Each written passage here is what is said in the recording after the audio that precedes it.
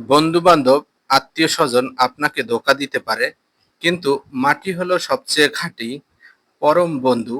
সে কখনো আপনাকে ধোঁকা দিবে না। কোনো কিছু সঠিক নিয়মে, সঠিক পদ্ধতিতে মাটিতে বপন করলে আপনি তার ফিডব্যাক অবশ্যই পাবেন। তো আমি আমার বাসার আঙিনায় কিছু ডাঁটা শাক এবং কিছু লতা কৃষির জন্য কিছুদিন আগে দানা বপন করেছিলাম। আলহামদুলিল্লাহ, আমার আঙিনার ফসল খুব ভালো হইছে, আপনারা দেখতে পাচ্ছেন। আজকে সবাই মিলে আগাছা পরিষ্কার করতেছি। আপনারাও চাইলে আমার মতো এরকম বাড়ির আঙিনায় নানা রকম উদ্যান ফসলের আবাদ করতে পারেন এবং ভালো ফলাফল পেতে পারেন।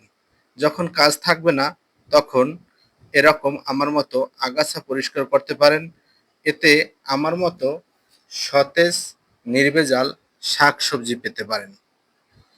দেখা যায় অনেক সময় আমাদের কাজ থাকে না, তখন কি করব ভেবে পাই না। এই সময়টা যদি আপনি বাসার আঙিনায় ফাঁকা জায়গায় এরকম শাকসবজি রোপণ করতে পারেন, তাহলে আপনি অবশ্যই ভালো ফল পাবেন।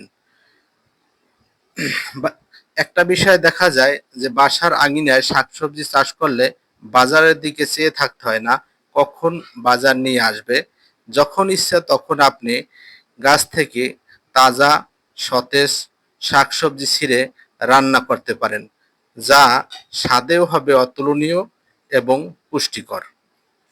কারণ এই সকল শাকসবজিতে তেমন রাসায়নিক সার প্রয়োগ করা হয় না, জৈব সারই বেশি প্রয়োগ করা হয়। যে কারণে এই ধরনের শাকসবজি খেতে খুব সুস্বাদু, যা স্বাস্থ্যের জন্যও যথেষ্ট উপকারী। তাই আসুন, যাদের বাড়ির আশেপাশে এরকম পরিত্যক্ত জমি রয়েছে, কিছুই করেন না, ফাঁকা পড়ে রয়েছে, এই সকল জমিতে আমরা উদ্যান ফসলের আবাদ করি। এতে যেমন আমাদের পরিবারের পুষ্টির চাহিদাও পূরণ হবে এবং দেশও স্বনির্ভরশীল হবে। ধন্যবাদ সবাইকে এতক্ষণ সাথে থাকার জন্য।